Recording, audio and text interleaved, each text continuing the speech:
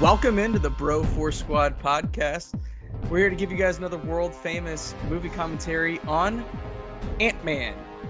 We currently have our movies paused at the 6-second mark. If you're on Disney Plus, like I would say 99% of human beings would be that are watching this. Or DVD, I guess. There are those weirdos that still have a DVD player. While you guys get sunked up with us, we're going to go around and meet the other insects. Yes. Ooh, nice. That's what I said. No, you said sunked up. I said what I said. Synced up. And I stand by it. Okay. As always, to my right, we have the American hero. No. He's usually to my left. But today he's on my right. The American hero himself, Nate Thurman. Nate, now if I remember correctly, we got a hold of some pin particles in college. You want to tell people the story of that?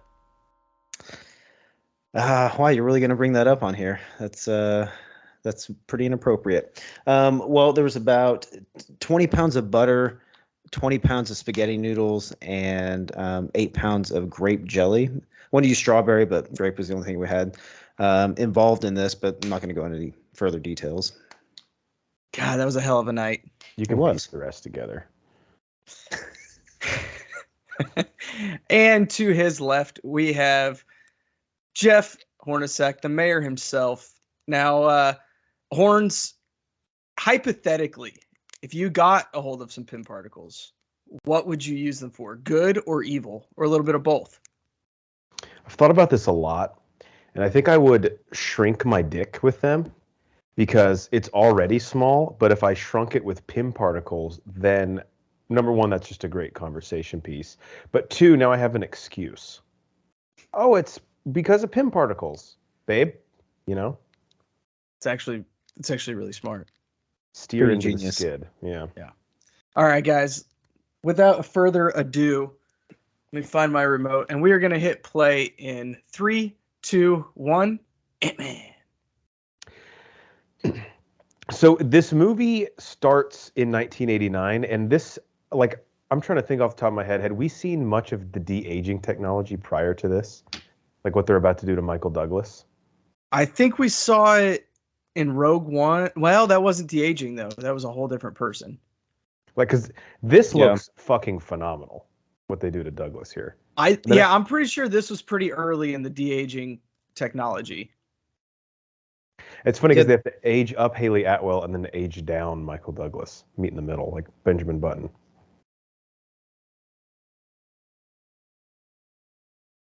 Yeah, the most recent one I remember about the whole de-aging, not in the MCU, but was The Irishman, but that came out well after this. This guy always plays a fucking villain. If I remember, The Irishman didn't look that great. There was some wonky stuff. It definitely had its critiques. Michael Douglas, man. He's awesome. Love John Slattery in anything. Before I die, I want to slam someone's head on a table. Brian? Yeah? I don't know if you wanted to volunteer for Jeff to someone. I mean, I would lose a bet and do it. Like, I would bet that if I win, I get to do it to you, but if you win, you get to do it to me. No, I'm not interested in that. Okay. Hard pass. Now, Jeff, you're our MCU head on the pod. This scene here happens prior to Captain Marvel, correct? Yes, but close to it. Okay, because that's in the 90s at some point. I hate Brie Larson, so I've only seen it once. Okay. That's a pot shot right there. So Ant-Man, and we'll get into this a lot, but really weird development story. So pre-MCU even, Edgar Wright, who did Shaun of the Dead, Baby Driver, Hot Fuzz, obviously not in that order, he was attached to the movie for like 6 or 7 years, had a script. Him and Joe Cornish wrote it. And then once it was in the MCU, and I think he might have even had Paul Rudd attached to it kind of secretly, because they took like some photos backstage at one of the Oscars. Then once it was in the MCU, Kevin Feige's like, hey, we need to rework this script a little bit. And Edgar Wright kind of freaked out. And Kevin Feige's like, hey, respect you, man, but this is the end of phase 2. So if you're not on board, sorry, bruh. And then they got Peyton Reed, who's kind of more of a comedic director. I know he did Yes Man before this. Look up what else he did. Bring It On. He directed one of the Mandalorian finale where I won't spoil who shows up, but that awesome guy shows up that we liked.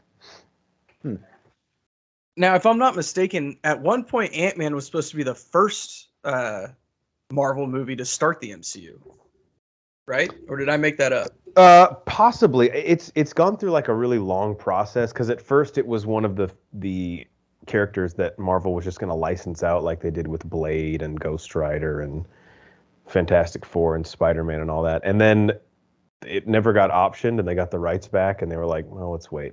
Luis, incredible. And allegedly there is a clip out there that some people have seen at one of the conventions, but it's never been released, of Luis quickly recapping all the events of the MCU up until after Endgame.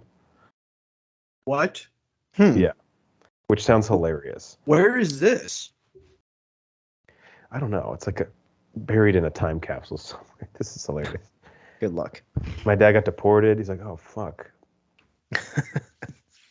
I got this awesome van. All right. Hey, things are looking up. That's one in a row. Can't have a streak without one. His cast of characters is interesting. So T.I. is one of the guys in the game. Has T.I., as of this recording in 2023, been canceled? I feel like something happened with him. I don't know if I remember anything on him. But I can't keep up. I can't keep up with all the people that get canceled. And then the guy who I think is just a scene stealer in everything he's in is David Dachmalchian. Yep, he's hilarious. I don't know if I'm pronouncing that right, but he is actually in The Dark Knight. He is the guy who Joker kidnaps, who has like that goes crazy. Yeah. The whole Baskin Robbins thing is fucking hilarious. Let's have whatever's hot and fresh. Take care of this idiot. This is one of my favorite quotes of all time where it says, Baskin Robbins always finds out. He's got a lot going on in his office here. He's been in there since 1971. He has a sink in his Baskin Robbins office. It's like his office / break room. That doesn't seem that great. Yeah, but he's got a signed bowling pin in the corner. I was going to try and think of a famous bowler to say I signed it. I don't know any famous bowlers. Yeah, can't say that I recollect. I love his tie. It matches the Baskin Robbins uniform. Obviously not an accident. It's called Fashion Honey. It's understated. Well, I mean, you're fired, of course. I love how the movie starts with him not able to hold a job at Baskin Robbins. It wasn't a violent crime. It was a cool crime. Let me pose you guys this. Would this scene work if it was anywhere other than Baskin Robbins? Yeah, you could do like a Cinnabon or something. Ooh, Cinnabon would be good. Him saying, grab one of those mango fruit blasts before you leave and I'll turn the other cheek, and then he actually grabs it. He actually grabs it, you know. He's like, well, I'm losing money if I don't. Those are $4.50, so might as well pick one up. And in the trailer for, we're recording this obviously in preparation for Ant-Man and the Wasp: Quantumania. In the trailer for Ant-Man and the Wasp: Quantumania, now that he's an Avenger and helped save the universe, he's awarded Baskin Robbins Employee of the Century. And they framed his uniform and everything. Damn, those waffles look good. Fun fact that we all found out today: Georgia has 433 Waffle Houses in it. The most out of any state. Rich get richer. They also just won the college football national championship. No, they didn't just win it. They absolutely shit on TCU. Anyway, it was embarrassing. So Ant-Man, the Vista job. This is quite the crew. He burgled them. I can't tell whether these guys are geniuses or the biggest fucking idiots in the world. They're probably like a combination of both. Yeah, why can't you be both? Kind of like us. Exactly. Yep. The cast in this, because I haven't revisited this in actually quite a while, but Same. it's pretty sneaky good. Like Corey Stoll is great, who is coming back in Ant-Man and the Wasp: Quantumania. Bobby Cannavale is I don't know if he's the stepdad now to Cassie in the movie, or if he's just dating his mom, played by Judy Greer, who's always great and everything. Love Judy Greer. Did any of you guys watch The Watcher with Bobby Cannavale? I think Nate did. I did. Yep. Oh, you both did. Okay. Yeah. Yeah, he was pretty good in that, playing the guy like kind of See, slowly losing his mind. I thought he kind of overacted at times. He did, but Yeah. I also think that's kind of how he was directed. Yeah, I could see that. It was like be the guy like losing his grip on reality. Banner, you'll know this at Disney. They have what's it called, the Pim place where they sell all the drinks, like the mixed drinks. Oh, what is it called? That's out west. I actually haven't been yet. The Pim, it's Pim something. Fuck. Yeah, but they have that same logo from and that's where It you buy looks like the front of it looks like it could be the front of it. Yep, and that's where you buy all your alcohol. Yep. You said that's out in Disneyland? Mhm. Yes. Yeah.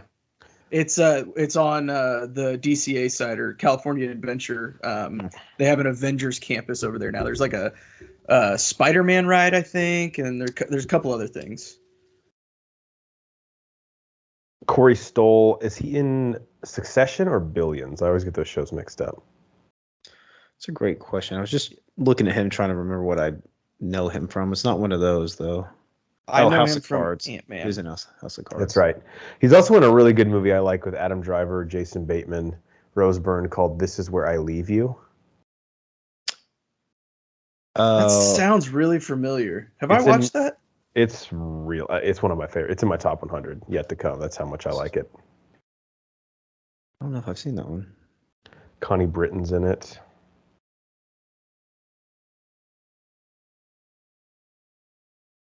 So Darren Cross is like he's like the recruit who was like a 3-star, but everyone else transferred. So just by sheer way of being the last one left, now he gets to be the starter. Yeah, process of elimination. I mean, he just stuck it out. He's the 3-year starter at JUCO. Yep. Who never got in trouble, kept his nose clean. Yep. And I have to say, he got engaged to his girlfriend on the 50-yard line. classic. They were in love, man. It's beautiful. The yellow jacket suit, I think, obviously I haven't seen it yet, but it's pretty badass looking. It is very badass looking. I've always thought the Ant-Man suit looks stupid. Really? Yeah. I think that's kind of the point. Yeah, I don't. Obviously, like the old school one where it's like a tin helmet is absolutely ridiculous. But even this one, I'm not a fan of it. That's why I think one of my favorite lines in the MCU and why Paul Rudd is so great as Ant-Man, because he can be self-deprecating, is in Endgame when they go get Smart Hulk, and they're at the diner, and he's like, "You want a picture with me? I'm Ant-Man. Just take the goddamn phone." No, hey, it's Hulk's Ant-Man. like, "Oh, she'll take the photo. Just take the goddamn phone." So this is how tight MCU continuity is. In Miss Marvel, she references Scott Lang's podcast called Big Me, Little Me. And then in the Eternals, I think it's the Eternals, there is I saw this on YouTube today. There's like a little scroll on one of the news broadcasts they're watching. And it says Scott Lang's best-selling biography called Don't Count Out the Little Guy hits a new record. And in Ant-Man and the Wasp: Quantumania, he is on that podcast and he's signing that exact book at a certain point in it. That's so good. That's amazing. So he's like soaking up the celebrity of having beat Thanos. Hey, he's got to provide, man. Mm-hmm.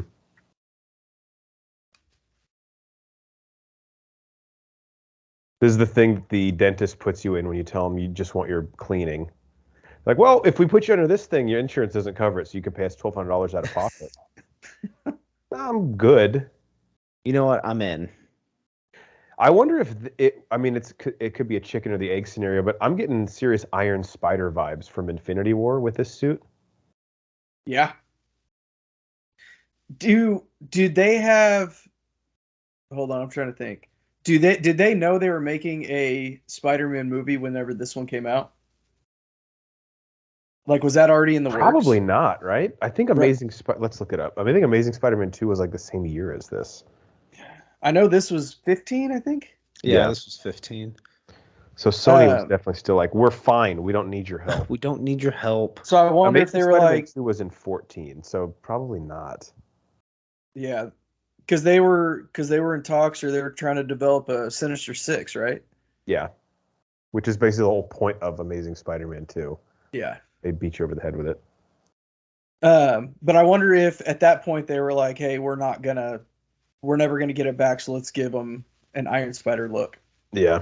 There is, too, again, continuity being just fucking awesome in the MCU. One of the reasons I love it, even when all the stories don't exactly work perfectly, there is someone from the Ten Rings, from, of course, the Iron Man movies and Shang-Chi, who is either in the room now or when he actually has them bidding on the suit.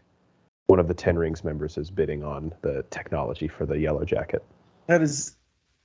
That's also Oh, wow. like those are actors coming back too. They had no Yeah. idea they were gonna make that movie Shang-Chi. I feel like There's no way. Yeah, I feel like it's just Kevin Feige's idea, like, hey, throw a bunch of shit in the background where it's not like, it doesn't distract, but it's there. And then if we want to use it, it's like perfect connective tissue. And if That's not, kind of that might be how they do it. It's an interesting concept or way of doing it. Just put shit in the background and we'll reference it later. yeah. And if we don't use it, then we don't use it. I don't think it's here. Yeah, it's he has like a bunch of terrorist groups, like, and AIM might even be one of them too. From Iron Man 3. What's your favorite movie? Fuck off. Do we like Hope's haircut here? Definitely getting Miss Peacock vibes from Clue. I do when she's in the suit like that. So I guess yes. But if I she's like just this out better for a than- jog on the street, you're like, fuck that. Yeah. Like if she's just in like street clothes, I don't think it works as well. Okay. But like that all business all day, that's what I'm getting. I forgot about this. I love Cassie. I don't like how we recasted her. I don't have anything against. I can't remember the name of the girl who played her. Plays her in the new one, but I wish they would have kept the girl from Endgame.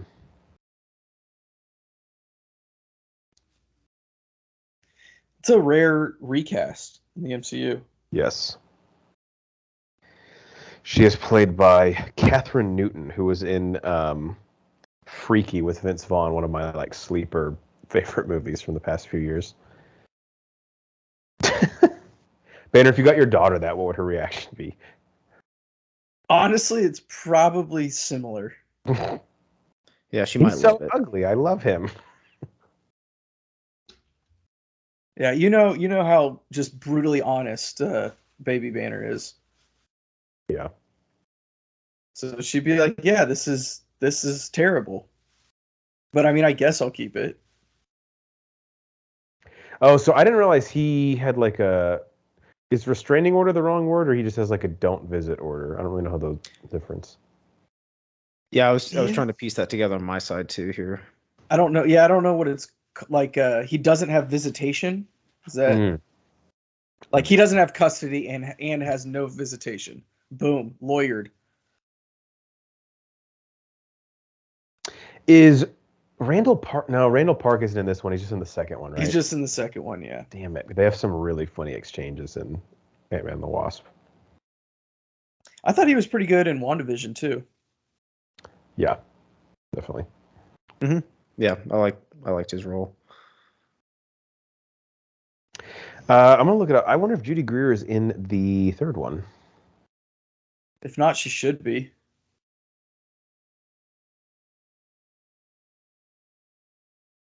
Just hit her up for like a after Ran- credit scene. Randall Park is in the third one. That's cool. According to IMDb.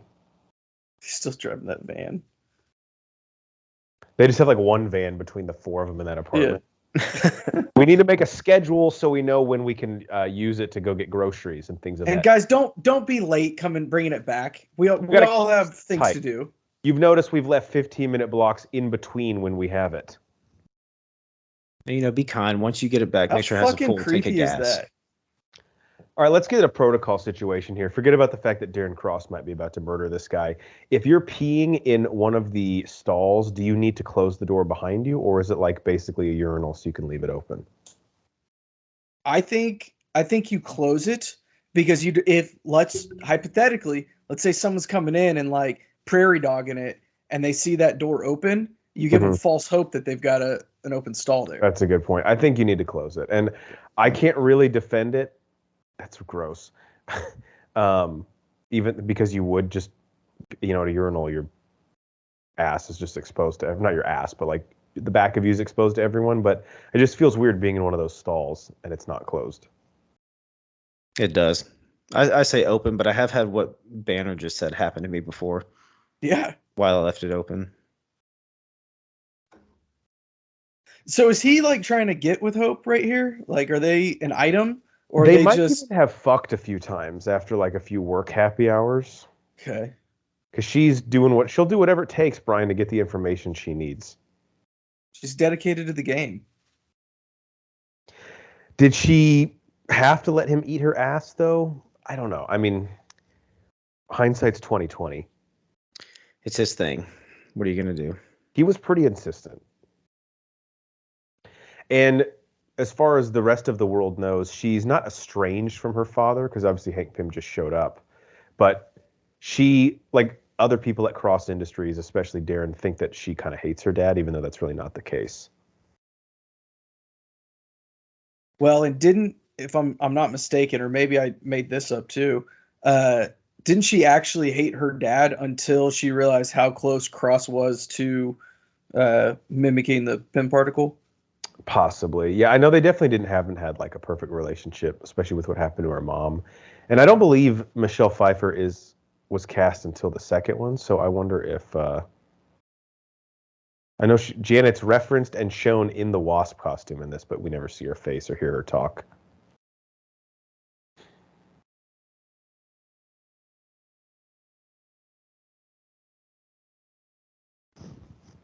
Man, nothing like just coming home, not saying a thing, grabbing a beer, taking a big ass swig, Yeah. and then saying, "All right, let's rob some people."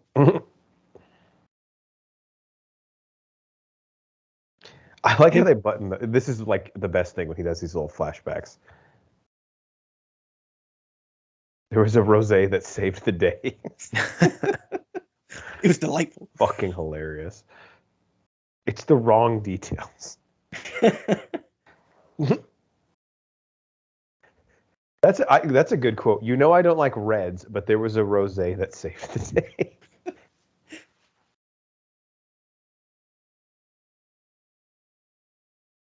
And so I think, obviously we have the subtitles on, but I think his voice is the only one we hear. Like, Yes. It dubs over the other dialogue of the characters. That really draws you into the flashback. Yeah, so I think when he narrates the whole history of the MCU, it's like him talking for everyone else.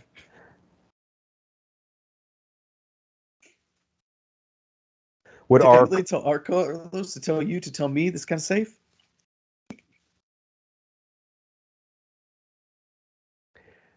Man, Michael Pena, I like him a lot, but this isn't the case, but he takes some stupid fucking roles, man. Like a Moonfall. I think he was in Tom and Jerry also. Oh yeah, Moonfall. Thanks for reminding me about that movie. Let's see what else.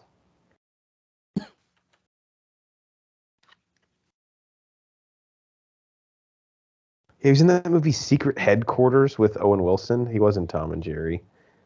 Fantasy Island, Jexy, Dora and the Lost City of Gold. But then he's in like The Mule, and you're like, yeah, you're great. 12 Strong. He was in the Jack Ryan series. I'm trying to remember him from the Jack Ryan series. I saw the first season. This says he was just in one episode. Okay. You know it's a serious laptop when it has those like rubber grips along the outside of it. Yeah, super durable. If you drop it, it's fine. It's protected. That one's for more than porn.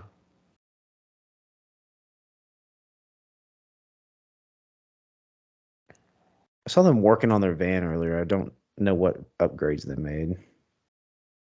That was pretty cool.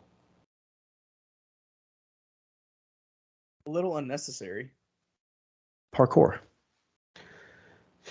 So do we end up finding out later that, so I'm assuming obviously anyone listening to this commentary has seen the movie, that Hank Pym purposely leaked the tip to Luis because he wanted to see Scott break into his house? Wait, say that one more time. So Luis gets the tip that Hank Pym has this big safe in his house through the grapevine. Don't we get word later that Hank Pym like planted that information knowing that it would reach Luis and Scott? I believe so, yes. I love the look of his house. It's like old-timey murder mansion. Yeah, there's a lot of character in that house. If these walls could talk, you know? Did I say Samson? Yeah, I think so. Samsonite. Samsonite.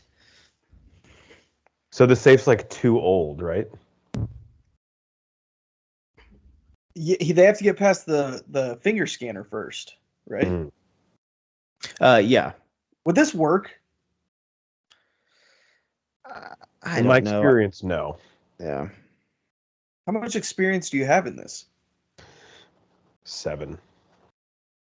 7 experience units. 7 unit of experience, yeah. Okay. I just don't know if there would be enough texture on there. I mean, I guess. This looks like he's making a condom. He's like, I just need to fuck real quick. When you gotta fuck, you gotta fuck. Pretty genius. Genius. So how did Hank Pym know that he would like keep going at all costs, right? Because like obviously I'm not a thief, but if I went in and I saw a fucking fingerprint scanner, I'd be like, well, this is a dud. Better luck next time. Yeah. Or what if that was like Hope's fingerprint? That's a good point. Yeah. Or maybe that chick he invited over from Tinder. They just talked, Brian. Nothing happened.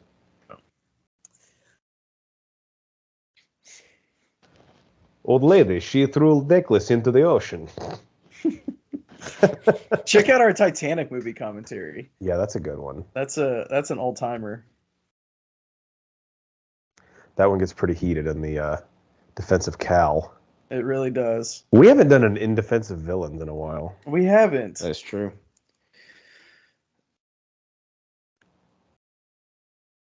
So,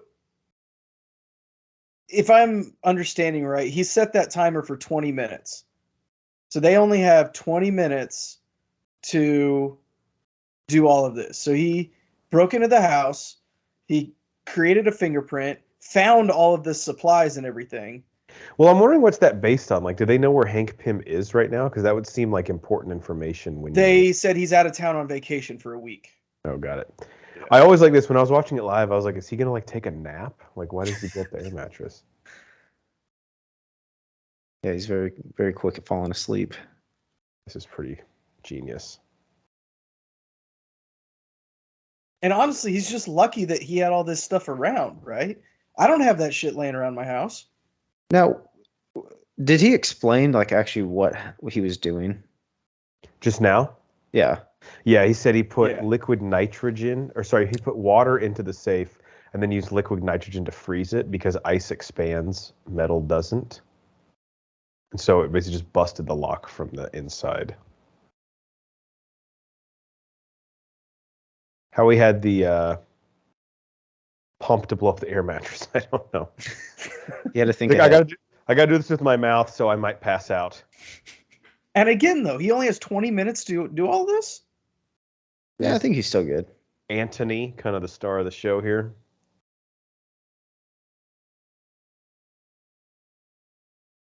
If you guys broke into a safe, would you guys have taken the suit, or would you have left it? I would have taken it. Because obviously you have no idea what it is. Yeah, but if it's locked up in a safe, I would assume it's got some value. This poor goat. Thought the goat had a penis for a second. Its tail is flopping between its legs. Well, that would have been a pretty nice little hog on the goat. Well, Yeah. well endowed.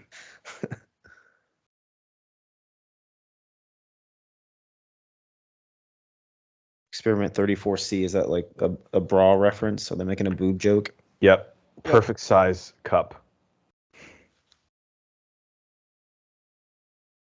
So, goat is so why fun. would you go straight to a fucking sheep? Why wouldn't you start with like a mouse? They already tried mice, I think. That's what Hope was saying. She was like, I thought we were still using mice. And he's like, no, we need more organic tissue. Well, now you're going to need an organic tissue to clean that up. Boom, roasted.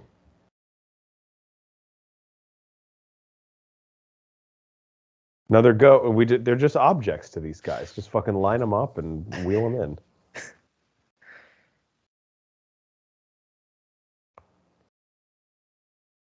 He just took a massive shit. That's why I was like, who are you? So this is the first time we've ever seen anything kind of, I don't know, enlarged, right? Like once he puts the suit on. Oh, like him being small and like having to deal with the environment around him. I feel like you phrased that weirdly.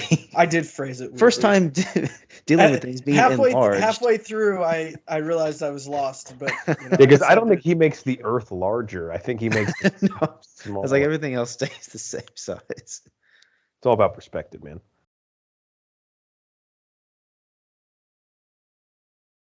What was he doing to it? I don't know, messing with the helmet, I think. Yeah, he was like, maybe finding a way to like open it up. So Banner, what are you not digging about the suit? It's like very like cordy, or like all the wires and everything that go around it. Like it's not very smooth and sleek. It's really rough and like spaceshipy. There's a lot of texture to it. Yeah, texture. Yeah. That's what I was looking at. God, if any of us did this in our own showers or bathtubs, it would be fucking horrific. I would not want to be that small at the bottom of my shower. Like, no, thank you. I might just throw up and pass out. Yeah.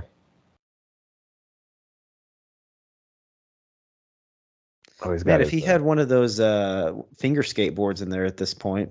Oh, fuck yeah. Oh, God, that'd be awesome. What were those called? Tech decks. Tech decks. My students have them. They're back.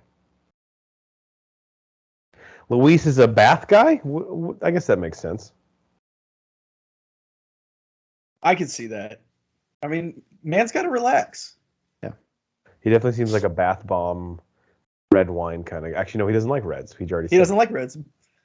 But that rosé saved the day. He needs to shower. I could see him doing a bath bomb. Maybe light some candles with a nice Chardonnay. Oh yeah. Reading a James Patterson book. Ooh. There we go. See, this is where I don't want to be that guy, but like the physics of Ant-Man don't really make sense because he's supposed to still have his same like mass, right? Yeah. So like if a human fell on a record, it would fucking be destroyed. Well, and if you had that mass coming at like a pinpoint. Because that's the whole point of the soldiers, right? Is like he can punch a guy and it's the same force as if like normal sized guy punches you. Yeah, I mean, as you fall, I feel like your velocity would be a lot higher than when you're bigger because there's less air to slow you down. Yeah. And even if it wasn't, like if I had a record table behind you and you accidentally sat on it, especially Geiger's fat ass, the whole thing would just smash into a million pieces. Yeah, that's the part that doesn't make sense because he goes through the floor, then lands on the record, and just it's fine. Yeah, they kind of like pick and choose, which again, it's fine. Movie license.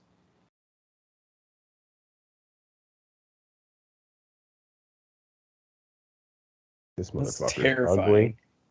Yeah. Oh, you cringe a little when he gets close to the mousetrap. What's this guy eating? That looked good. Yeah, I don't know. What do we? Sammy? Is it like a breakfast sandwich? Yeah, I don't know. Yeah, I could see it. Maybe a eggs and biscuit. He's like, fuck this thing. It's witchcraft. Take it back and return it. I don't know that I would. I don't know that I would do that. I think I would. I mean, still really, keep it. what's the point? I mean, Yeah. yeah. If nothing else, it's a cool helmet. I do like the helmet. I'll say that. That makes like- up for it. I wasn't stealing it. Like, this kind of bullshit. I was actually bringing it back. Is that illegal? That's called borrowing, isn't it? All right. You know what? Find me, and we'll say I rented it. There we go. Bobby Cannavale acting like he's not. It's Julius from Remember the Titans. Wow. Oh yeah. Left side. Strong side.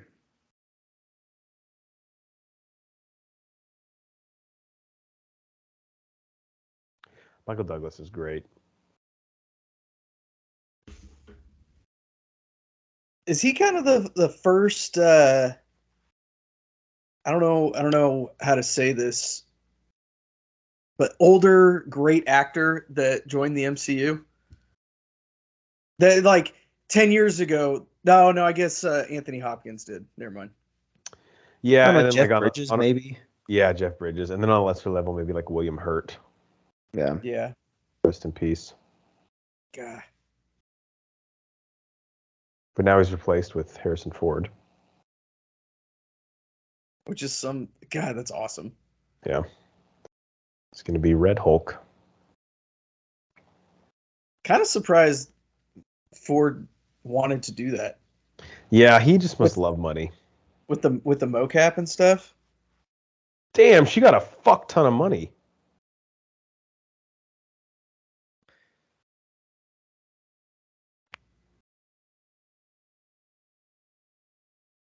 So I'm assuming he still gets like royalties from his company, right? Even though he's Yeah, I think he Voted like still out. has even like some. I think he still has some control, but maybe he's not like the majority stake anymore. Gotcha. That's why they like bring him in. He's like still on the board, I believe. Damn, this was a hell of a tea party. They got Crunk. You think there's any crumpets left? You There's wish. like a few scones, but fresh out of Ooh, crumpets. I've had a good scone in a while. I don't know if I've ever had a scone. Scones are good. Yeah, scones are really good. There's a lot of versatility there, right? We can put a lot of different things in them. Oh yeah. Yeah, I'm a personal fan of the cranberry scones. Blueberry here. But I prefer a blueberry muffin. Yeah, Wow, interesting. I'm a complicated man.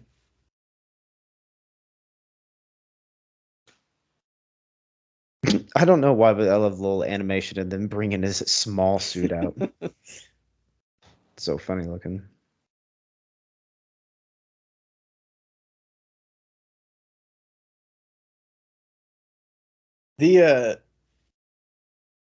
The computer stuff in this is fantastic.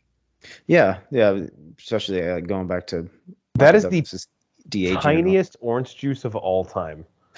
two sips, Oh my god. 1.5 maybe. Like Scott's bigger than that when he shrinks down. So in the comics, there's a little bit of a different take here. Hank Pym is younger. He is Ant-Man, and he is also the creator of Ultron. Yes. Oh wow, I didn't know that. They changed a lot here. Scott Lang ends up being someone who has a little bit of a different arc. He gets given the suit. His daughter Cassie in the comics has cancer, and he uses it to steal money to pay for her treatments. Much different story arc here, where he's like That's interesting. So someone steals the suit and gives it to him, or he might actually steal it, I think. oh, And that makes sense. And then when Hank realizes what he's doing, he lets him become Ant-Man. Oh, okay. But yeah, Hank in the comics creates Ultron, and obviously Ultron goes crazy. So like him not being an original member of the Avengers, they do reference, because this happens simultaneous to Age of Ultron. They reference the events of Sokovia in it, but I think that's about it. Huh, that's a pretty big like detachment from the movies to comics as far as the Ultron thread. It is. Yeah, Hank Pym compared to the comics has completely different. Right, hardly anything to do with the Avengers in the MCU. Anthony, man, this guy does it all. Doesn't Anthony have a accident later on in the movie? He pees his pants, yeah. Yeah. I kind of meant he dies, but I think I'm gonna say he sharts a little bit too. He thought it was just gas. God, aren't those the worst? The worst. Yeah, I would have passed out. How long has this been going on? 2 minutes? A minute ago? Oh yeah. He's probably pulling a couple G's.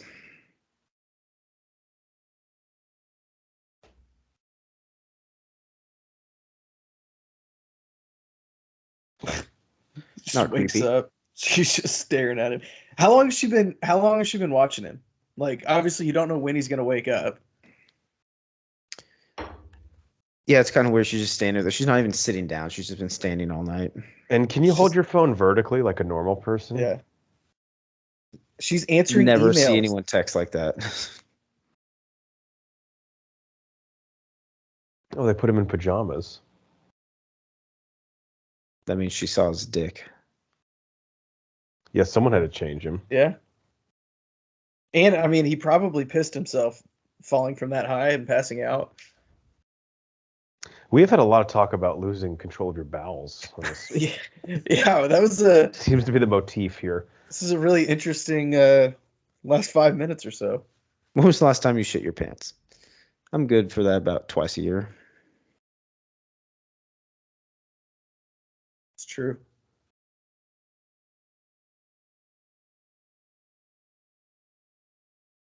I would not be this calm if I was in this situation. No, yeah, I don't even know if I would have gotten out of bed at this point. There is no fucking way I would have gotten out of bed. I mean, first off, he had morning wood that he just should have had to wait to hide. Happens. It's a pretty lame ass breakfast spread. Toast, that's it. Come on, look at the house. You gotta have a breakfast that matches it. For real.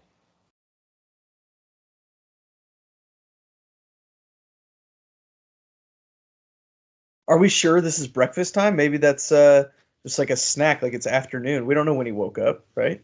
Yeah, that's true. Afternoon. And that looks like tea, and that looks like tea rather than coffee. I think it's the afternoon. Okay, we'll go with that. Well, even then, toast is a bit weird, right? Yeah, it's a little weird. Yeah, but don't I they like it? I'm not trying to badmouth toast. But don't they have isn't it like tea and crumpets? So maybe it's like a crumpet substitute? No. I'm just going to go with no. Is a crumpet more like a cookie? I believe so. Yeah, I think it's like a hybrid. It's like a bread cookie. Brekkie. I was about to say, were you trying to say bread and cookie at the same time? I was. That's like brekkie, which is what some people call breakfast, right? Brekkie? Yeah. Yeah. Or it could be a cookfist. Okay. Have you ever had a brookie? I have. I don't think maybe I have. Can't remember. So him controlling the ants is completely separate from being able to shrink, right? Because I feel like if you can control ants like that, that's kind of a superpower in itself too, right? Kind of is, yeah. Which is interesting because to my recollection, Scott talks to Anthony a little bit and kind of controls them with the help of Hank at the end of this one, but he doesn't use it at all in the next one. Maybe he does, but he definitely doesn't use it in the Avengers movies. in Civil War, he just shrinks and grows. And actually, Giant Man isn't even introduced in this movie. The first time we see that is Civil War. Yeah. Yeah, that's true. Yeah, because they kind of make a big bit about it. Mm-hmm. After he does it, Tony goes, anyone else have any fantastic and mystical abilities you're holding out on? This is a pretty badass lab, Brian. As a mad scientist, you have to be jealous of this. Yeah, anytime you have the ladder on a rail, Mm-hmm. I mean, you're a step above. I always think of Beauty and the Beast when I see do that, too. like in the beginning when Belle's at the library. Bonjour, bonjour, Bonjour. bonjour, bonjour, bonjour. Bonjour. I have to use a ladder like that just to sift through my porn collection. It's so massive. So of course, Is he already building the thing to like go into the quantum realm here? Is that what's in the background? I'm actually wondering, do they not even learn about the, like, does he go to the quantum realm in this? I don't think he. I think so, right? I think Yeah, he that's does. right. He has to go. Okay, so he knows that Janet went there. He assumes she's dead, but he warns Scott not to do it. But I think he has to at the end. But I don't think they really go there until, or like kind of learn about it until the second one when they need to capture that material to keep Ghost alive. That's where he learns about the wormholes and obviously gets stuck at the end. That's why when he comes back, yeah, he's like, to me, it felt like 5 minutes. So maybe we can go back to the point in time and get the stones.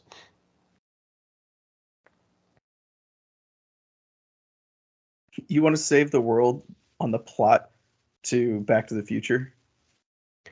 So Back to the Future is a bunch of bullshit. Die Hard. No, that's not one. No, that's not one. He like immediately takes it back.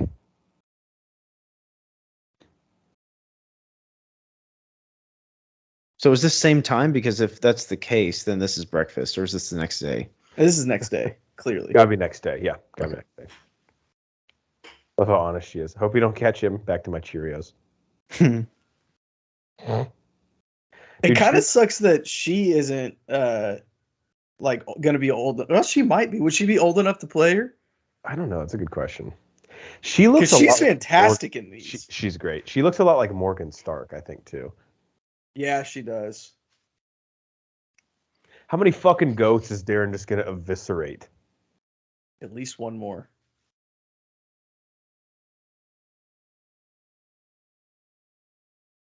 Oh, that's so cute. She's like, fuck.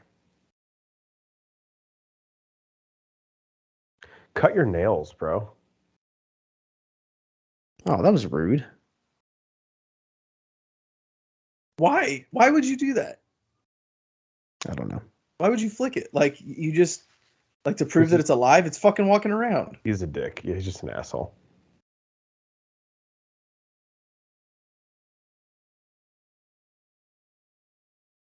I didn't know that Cross was working with the ex-Shield guy. How did he make that connection? Or is he just one of the dudes trying to buy the tech? I think he's just trying to buy the tech. Should you be calling the Avengers? There's a reference to Sokovia.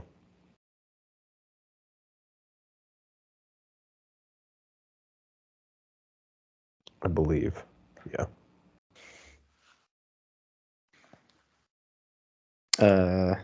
Yeah. Yeah, that's like, it fits perfectly here because obviously Pym and Stark have a long relationship, but now it helps the fan at home because this came out pretty close to Age of Ultron. I believe it was timeline. immediately after.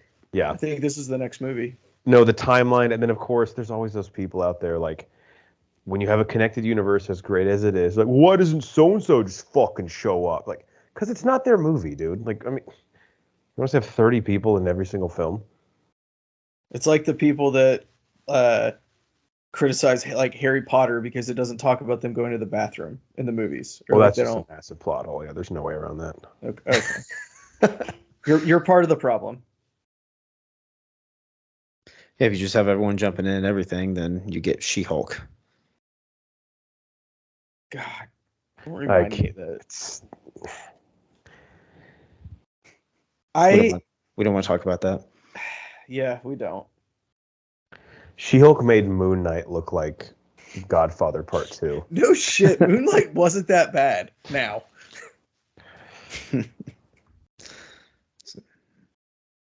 I do like how his technology here is like the Death Star technology from A New Hope. Yeah, it looks like really outdated. That is a great sound design. Whoever designed that.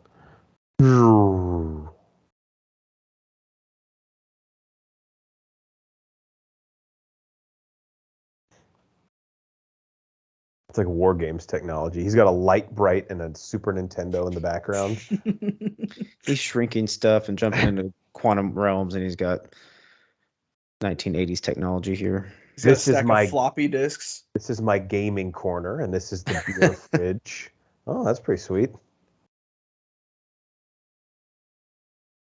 So wait, why can't he shrink down again? I think he says his body can't handle it. Oh. Fucking pussy.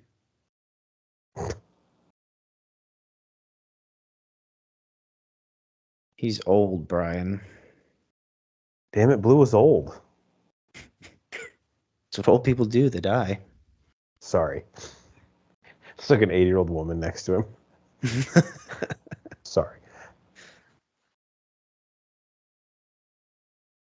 Oh, yeah, so this is where I forgot that Falcon. I totally forgot about this, yeah.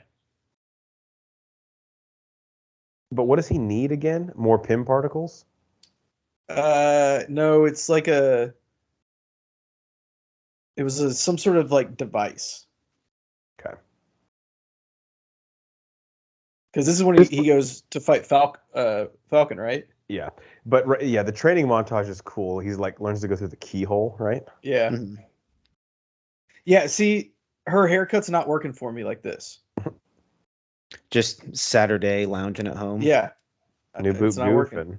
New boo goofing. The way he was running to approach that door was really bizarre. Yeah, he was like, it's like he's about to shit his. It wasn't like any normal person would run. It was like if you were to work at a haunted house and you were the werewolf, that's how you would be instructed to chase the kids. She kind of whoops his ass here. Now, see, it's kind of working in this outfit, though. Now I'm confused. Now I've got a weird boner. Why am I so turned on when she beats him up? I don't know. You might have to get that. Until Dr. Epstein, we can put Mom on the back burner. We got some new shit we can talk about now.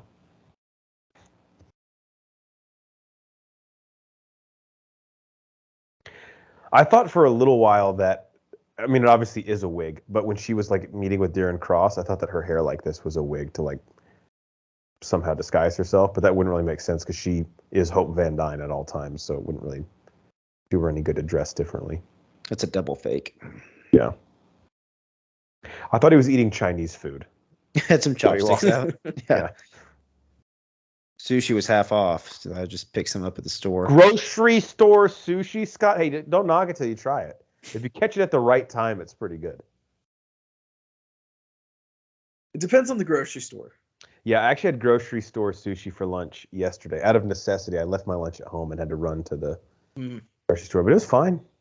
Several places around us, they just have like the sushi chefs like in there making it, like right there. So yeah, you know it's fresh. Yeah, the guy making it looks like legit. He's got like the hat and everything. Got the hat. Got like. I don't think you're allowed to make apron. sushi without the hat. I don't think I've ever seen somebody making sushi without the hat on. I think it's in the Geneva Convention. Yeah, that's a law. Mm-hmm.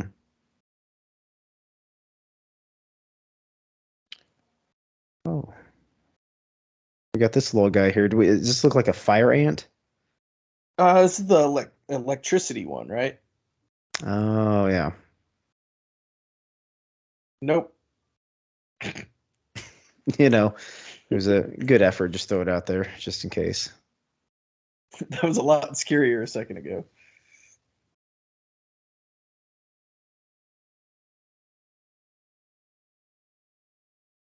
I had to wrestle a girl in high school one time. I did too. Did you? Yes. Is it not the most uncomfortable thing ever? It kind of is. Yeah. And it's like it's a lose-lose situation. right? Because you beat a girl, duh, and if you lose, like you lost to a girl. Yeah, but I mean that and that is back 15, 17 years ago when we were in high school. Yeah. Obviously things have changed, but it was the girl I wrestled had like really bad BO too. Ooh, that's not good. It was unfortunate. I just had to go on, and I pinned her in the first round. So yeah, I did too, actually. It's like okay, a little awkward, but I went a little fireman's carry to a headlock. Did we just turn into a wrestling podcast? We might have. I mean, they're doing wrestling stuff on the show now, so for sure. Yeah, jumping in there, throwing a little MMA in. Paul Rudd has looked the same for 30 years. I think he's actually getting younger, which is he's aging backwards. Benjamin Button. I think he drank like vampire's blood or something.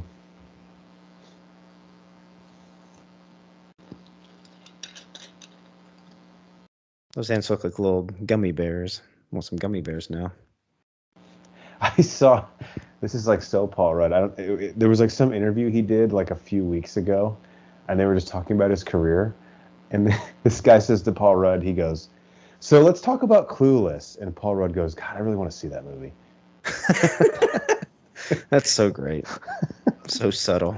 It's like, let's talk about Clueless. God, I really want to see that. No, you're in it. Oh, shit. Loved it. I like this green vest. Let's get into Hope's fashion. Let's turn that into the commentary. I could take it or leave it with this outfit.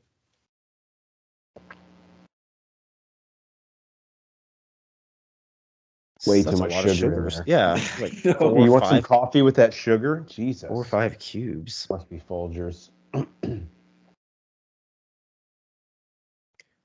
watch the sugar intake. Honestly, like I don't think I would do that. I don't want like a ant all up in my sugar. About? Why is she mad? Because he won't let her wear the Ant-Man suit to stop Cross. And he won't tell her how they lost her mom. Mm. And maybe she's just like going through a really weird time right now, and he's just not really supporting her through this time.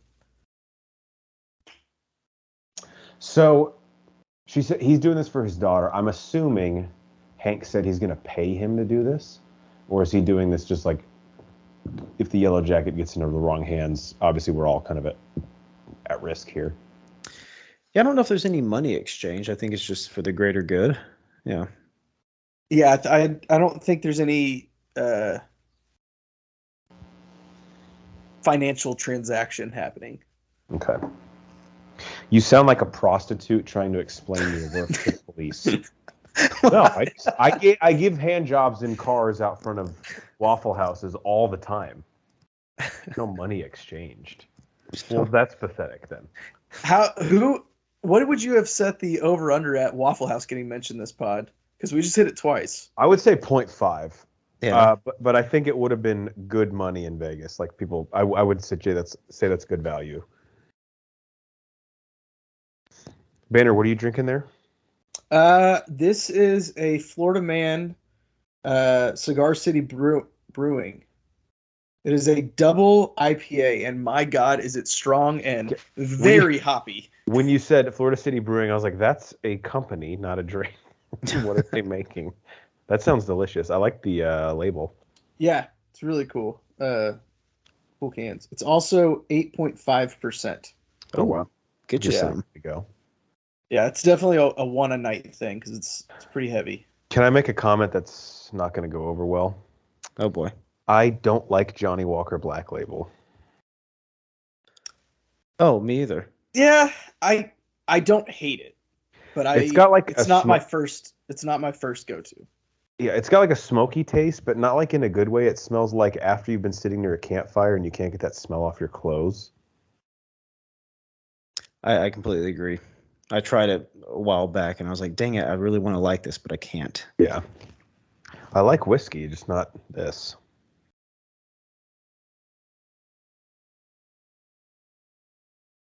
I had the chance to try Blue Label one time. Is Couldn't Blue tell the Label difference. above Black Label? Yes. Yeah. Wow. My palate was not sophisticated enough to like know the difference. Oh, really? Yeah. Uncultured swine. Yeah, I was like, I mean, it's good, but it's not like I can tell the difference between this and lesser quality. It's not like the Pepsi challenge where like give me Pepsi and Coke and I'll fucking 10 out of 10 knock it out of the park. Yeah. All right, now he's going to finally give her the story of Hope. Or sorry, Janet. Now this ties in a lot to Quantum Mania because Janet, who spent that time in the quantum realm, I'm like 99% sure either ran into Kang or heard about him. So I got a question. So Scott goes to the quantum realm, right? In Endgame. Or at the end of Ant-Man and the Wasp, Endgame, whatever. Right. Well, he goes to collect I can't remember the name of the molecules there that keep Ghost alive. Okay. But yeah. And then he gets stuck because obviously everyone else gets dusted. Right. So 5 years was 5 hours to him. Mm-hmm. Yeah, something like that. How long has Janet been there?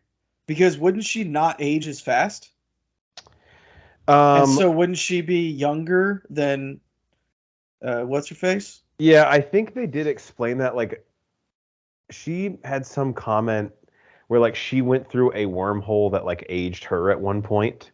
In her attempts to get out, because remember she built that vehicle that like crashed that they found. Yeah.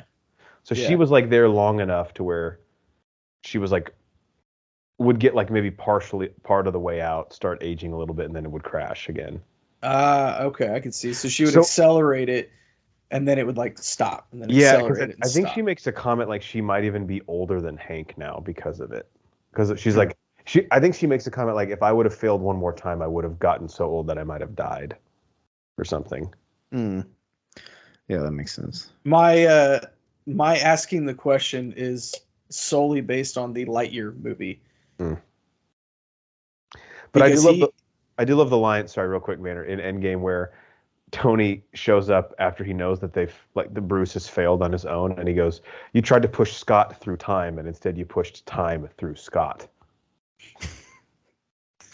Let me guess, he turned into a baby, didn't he?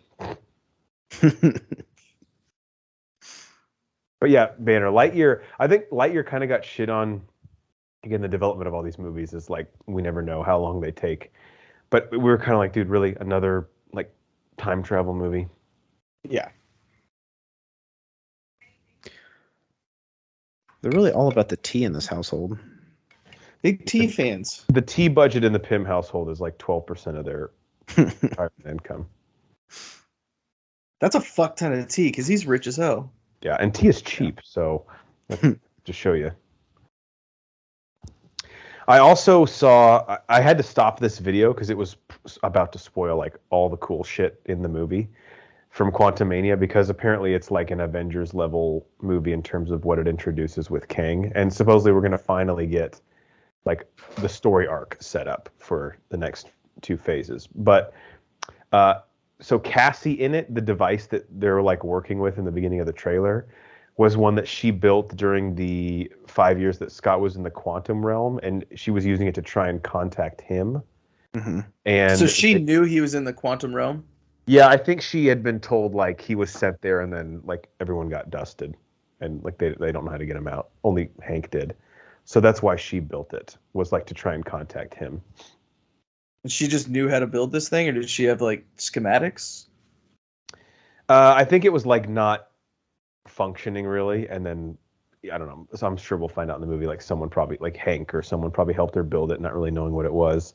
And I'm assuming this variant of He Who Remains has been stuck there for quite some time. Mm.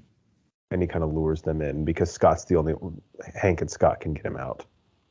All right, so I wasn't paying attention, Banner. You explained this earlier. Do we know what they need from Avengers headquarters? I think he just explained it, and I was listening to you, so I have no idea. Same. Yeah. It's like This works twofold. It's like, well, actually threefold. It's like a test mission for Scott. It's just great connective tissue in the MCU, even if it's fan service. I love it. And then I think it's like a part to his suit that he needs. Oh, okay. Was that anything to do with what Hank was building a second ago? I think so, yes. Okay. So this is after Age of Ultron when they introduced like the new Avengers team, and this is like Sam's turn to babysit the headquarters. It's cool because this is where they end up fighting Thanos. This is the first time that we see. Hi, I'm Scott. This is the first time we see Ant-Man actually fighting, right? Yes. Mm-hmm. Yeah. Other than play fighting in the basement. This is cool because this explains how Falcon knows to call on him in Civil War.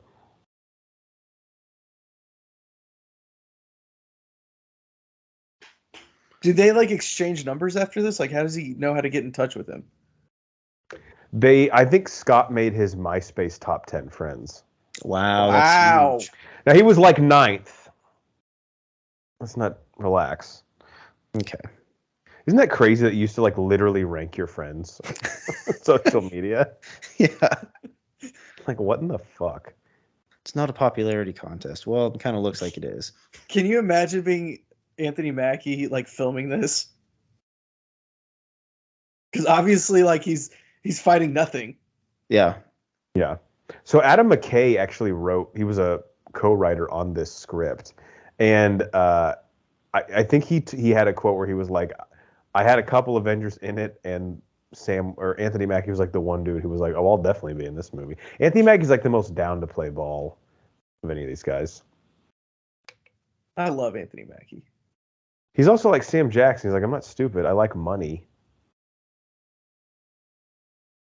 See, and it's guys like that it doesn't matter what movie they're in, they're gonna try every time. 100%. Like they don't mail it in. Yep.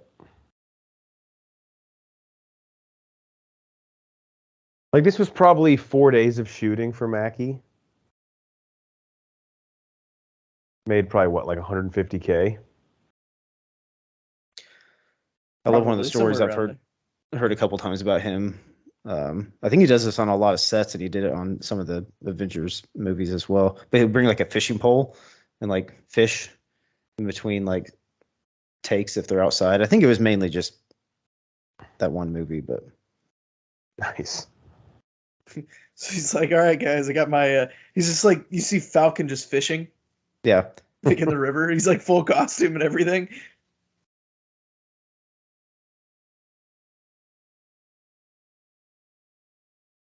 Scott's like, here it is. And also, I got Tic Tacs. Like, I wanted you to chew me out for a second just so this would be more dramatic when I lay this on the Yeah, table. if you weren't pissed, this wouldn't even matter. It's not as exciting that way. Oh wait, don't they need that to like knock out the security system or something? Oh yeah, maybe that's what it's like. Produces like an EMP. Yeah, it's like an EMP. I couldn't think of the word, but then I'm not gonna get into it. Okay. Yeah, I am. So, but wouldn't that like mess up Scott's like belt and shit too if it was an EMP? Does his suit need electricity? I don't know. He's always like soldering on it and stuff. I guess I just assumed it ran on like at least a couple AA batteries. And anytime you're in someone's house with leather gloves on, like that's just weird. Yeah, definitely up to no good. Inside, got a leather jacket on, leather gloves. Just take it off. Stay a while.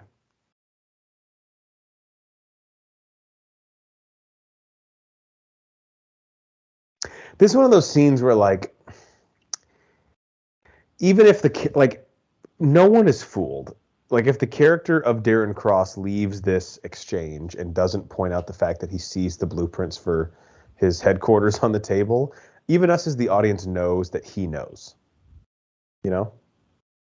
Yeah. Like they're trying to fool us that he didn't see those. He was probably in the fucking house for like 30 minutes. Yeah, he's seen it. He's seen it all. I hope someday I'm rich enough to where I just have like blueprints and schematics hanging around my house. That's the dream. The one Martin Luther King was talking about. He's like, this is when my daughter was on the show Lost. It's like, oh, that's part of the MCU now. I gotta tell you, man, this is house porn, the Pym Mansion. I love this house. I'm gonna make an offer on it. I know how much the pod pays. You can't afford that house. I'm gonna go above ask. I know Cycly fucking cleaned me out in the divorce with Rachel, but everything I have, I'm gonna put. That's where we can have the Broforce weekend every year. God, how sick would that be? God. But if you're drinking near my schematics and blueprints, please use a coaster. Please kindly fuck off. We're not warthogs. This isn't the fucking jungle.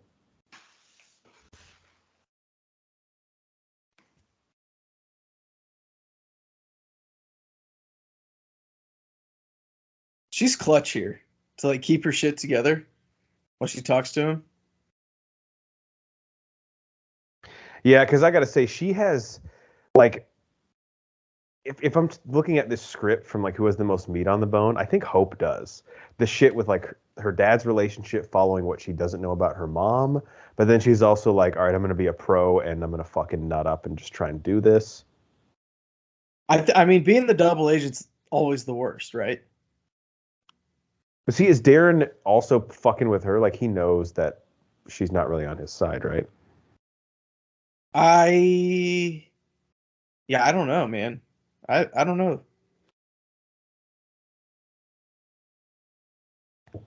How are we gonna get Scott inside? That's what she said. Got him. Oh yeah, this is when he brings in his crew, right? Yeah, he has to. Yeah. They got to decrease the pressure. It's actually, Banner, you know that I'm a sucker for a heist movie. Heist movies and movies that take place in one day.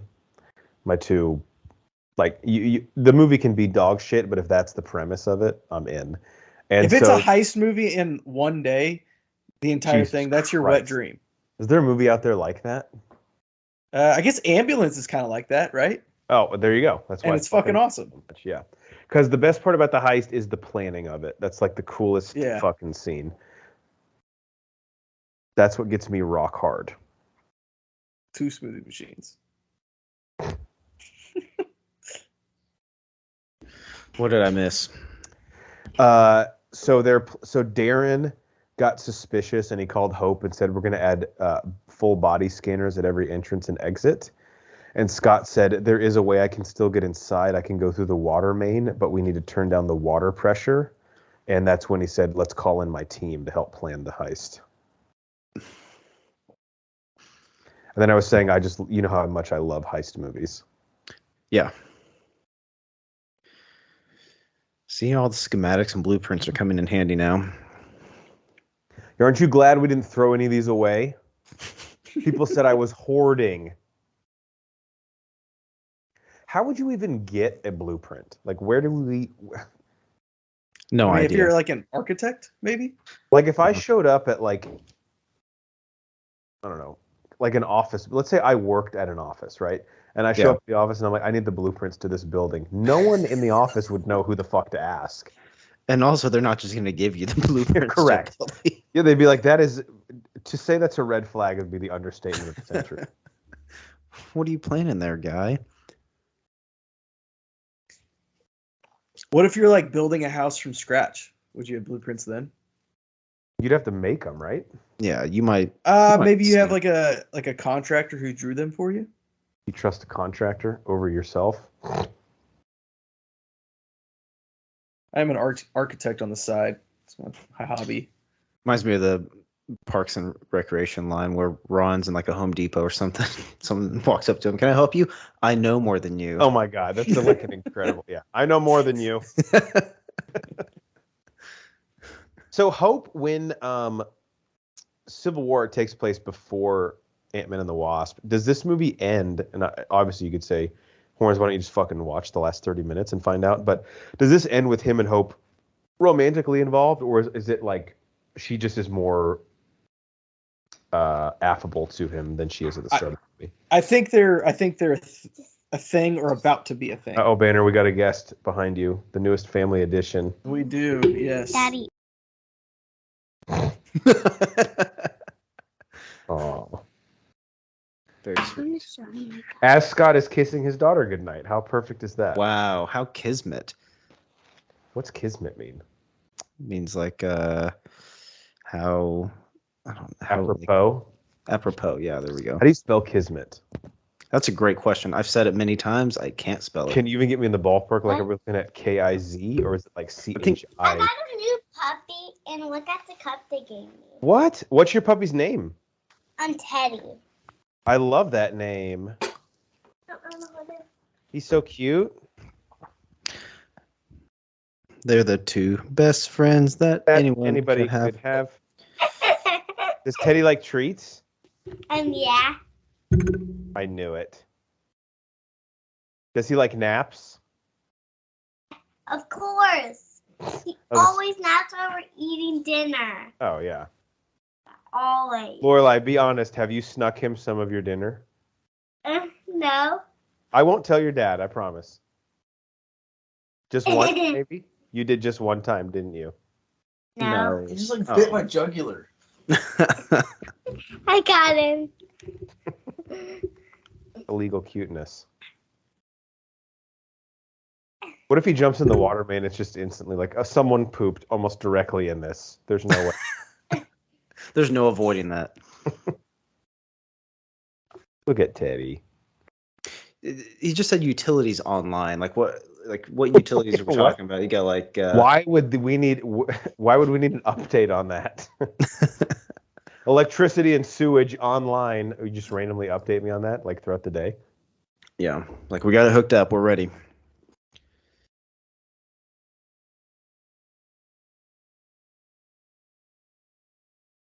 Now, Banner, you're ever since the inception of the podcast 6.5 years ago, you have been the vest guy, rating vests that fictional characters have worn. I don't know if you saw, but the head of security at Cross Industries, what were your thoughts on that navy blue vest that he had on? It was a solid. It had too much detail into it. Yeah. Now, do you give them all a break because it's more function than fashion in this case? I think it was bulletproof. Yeah, I mean it's a solid like 6.7, I would say. Okay. And what is Owen's vest in Jurassic World? Ooh, that's a tough one. That's probably like a 9.1. And what's Han Solo's? A straight 10? Yeah, I mean he's the bar, right?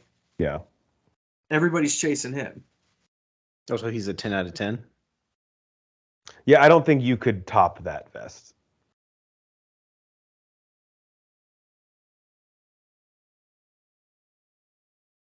Very like the ants should host like corporate team building conferences every year. God, they would just destroy. Like bring your sales team in and the ants will teach them like how to work together, how to get on the same page. Oh, like they're running the seminar. Yes. Yeah, they're the most cohesive group you've ever seen. Yeah. But I mean that's essentially because they're all just like brainwashed and doing what Scott thinks, right? And so like you it's don't, essentially one brain. you don't think a sales manager would want to buy into that philosophy? Maybe that's the key ingredient.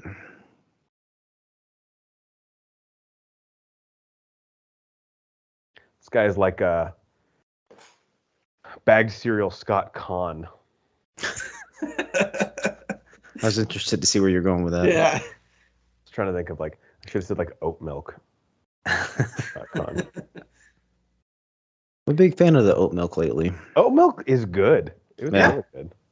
I actually don't like drink cow's milk anymore. I do all like lactose free milk and the Oh yeah? almonds. I like almond milk too. Almond milk's good. Mhm. Now, to be fair, I don't drink much milk anyway, sadly. I really only put it like in coffee. But oat milk was really good in coffee. Occasionally I'll have a bowl of cereal.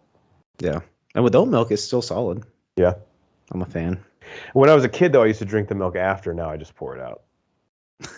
You don't need the extra calories, body's a No, temple. Body's a temple, clean in, clean out. It's just so heavy. It is, yeah. Yeah. Because I drink skim milk now anyway. Even like 2% feels like I'm just drinking like straight fucking cream. It's just heavy whipping cream. For real. I like Darren's suit here. Oh yeah. She's turned on too. She's like, fuck, I got a ladywood looking at that tie. She's like, let me adjust myself real quick. That is a damn good looking suit. Yeah.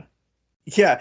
I went 6 to midnight, so I can't imagine what she did. Oh, compared to how Hank's dressed? Jesus Christ. Could you be older? We're about to go finish your next draft of Moby Dick? My God. I can smell the mothballs on him from here. A little dated, a little 3-piece. I gotta say, dude, Cross Industries looks fucking cool. I bet they have like ping pong table in the break room, maybe even like NBA Jam set up for the employees. Now, is this one of those places that has like a free cafeteria? It comes out of your paycheck every month, but sure, man, it's free. Like you pay a fee. Okay. Like you just scan your badge and they like give you a sandwich? Yeah, I mean nothing's really free, right?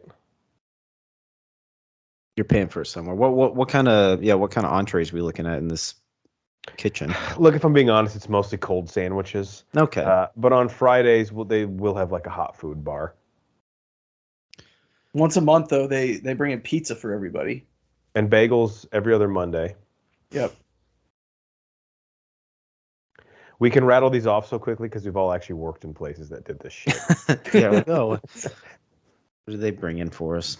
My dream is one day the Broforce squad pulls off some type of heist, and I'm the one sent to go to the server room. Yeah, this Although is... we'd obviously send Brian, because I wouldn't know what the fuck I was looking for.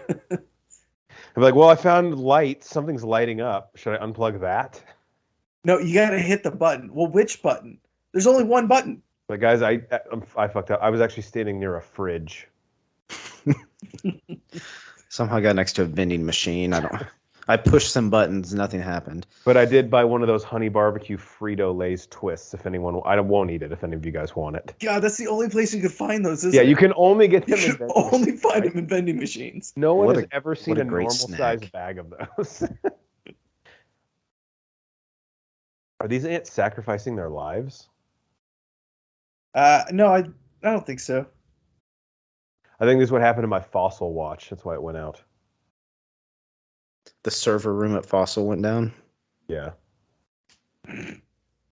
That's my conspiracy theory. So why doesn't he just wait for it to like stop electrocuting to fly through there? Time is of the essence. Or just like I guess. position yourself in a not a electrified place for whenever they go off. So here's where you were talking about where they have Yes, you'll see the 10 rings guy. He might even say like I'm bidding for the 10 rings, which is not very. Okay, thank you, Chris from the 10 rings. Yeah, Hydra. Did he say 10 rings already? I don't think so. I don't think so, yeah.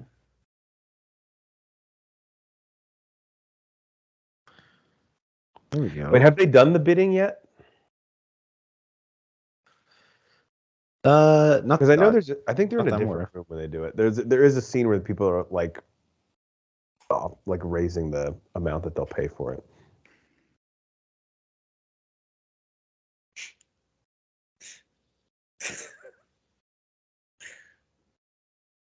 Brian. It's just I don't know. It's just funny them like hiding in the fucking van. Like I can see you there.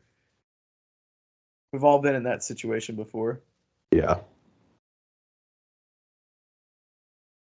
So what would happen if they didn't unshrink the bombs? Would it just be like a firecracker? Which bombs? The ones they're taking in, you mean? Like how big are they? Yeah, I would imagine like a stick of dynamite, maybe. But what if they didn't unshrink them? Like they kept them. Yeah, that's how big they would be. Little. Like how much damage would it do? I haven't lit a stick of dynamite in a while. But I would imagine one of them could blow up like maybe like the trunk of a car, maybe a little bit less. Brian, I think you're asking a different question. So like if it's little, right? They have to shrink the bombs Correct. to little to get them in. Correct. And then once they get them in, they unshrink them, right? Okay. How much damage would a shrunken bomb do? Well, if the PIM technology, like if their description's accurate, it wouldn't change. Right. So what's the point in making them big again? Couldn't you get more in there if they were smaller? Oh, that's a good point. I see what you're saying. Yeah, but I think like they brought in as many as they could bring in, or as many as they needed, basically. They're not trying to fuck up like the whole headquarters. They still want to come to work on Monday. I think it might have been a bagel Monday. Oh yeah, yes, definitely got to come in. They got all the good schmears. Love me a good schmear. Oh yeah, this is what he has them bid on. It was all a setup. I fucking knew it. Knew it the whole time.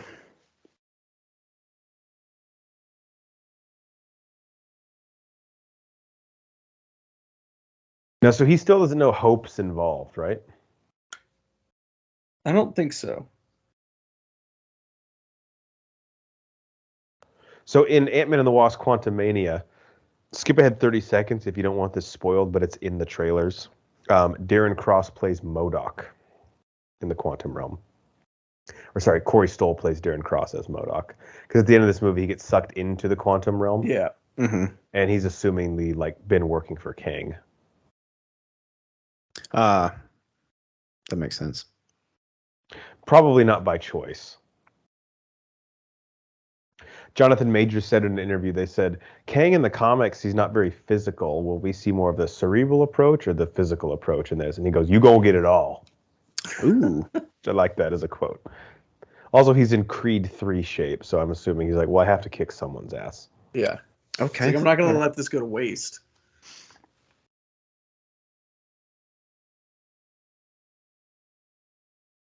Oh, that's smart. Sell them the car, but they have to buy the gas from you. Yeah. What a great business model.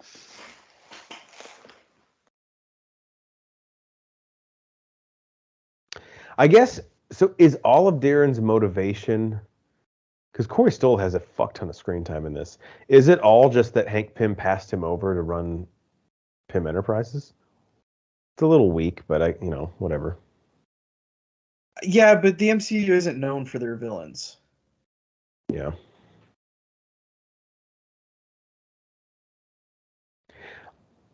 I mean, he's clearly like the guy that just like all he's wanted was Hank's approval and didn't get it. It's just like a little shallow. He's got daddy issues. Oh, yeah. All right, so let's try to find the guy with the 10 rings tattoo. I feel like he introduces him, though. I remember the first time I saw this. Now would be a weird time to introduce him. Yeah, by the way, that guy's Chris is from the 10 rings, and Tom is a Virgo in the corner. What?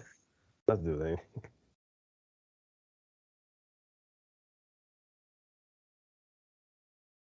What are those? What are those? What did he make bigger? Himself, I think. He threw one of those discs, didn't he? Did he get shot? Yeah. Damn. That might have been the 10 rings guy. I couldn't see on his neck. There's a scene I remember where they like zoom in on it. Like not zoom in, but they make it like very evident that he is. Maybe I missed it. Yeah, I don't see it either. Maybe they pan over the dead guy's neck. Wow, those ants are strong, bro. Jamming the gun. Why didn't you just make him bite him? Would have been kind of an interesting choice if they killed Hank in this. I think whenever I was watching it, I kind of thought they were going to. I kind of assumed like Michael Douglas is like, yeah, I'll do this one for the paycheck, but I'm not trying to like come back 4 times. Which now he's here done. he is. Yeah, I guess if you count Endgame, yeah, he's come back 4 times. Well, yeah, he's in Endgame not only at the funeral scene, but he's in the scene where they go to the military base. Yeah. Mm-hmm. Yeah.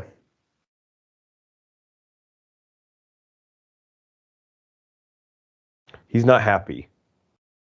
Well, yeah, he just got stung by a bunch of fucking ants. Ant bites all over him. Also, he's on salary, so he's not getting overtime for any of this. He still hasn't got Hank's approval. Yeah, that's probably the biggest.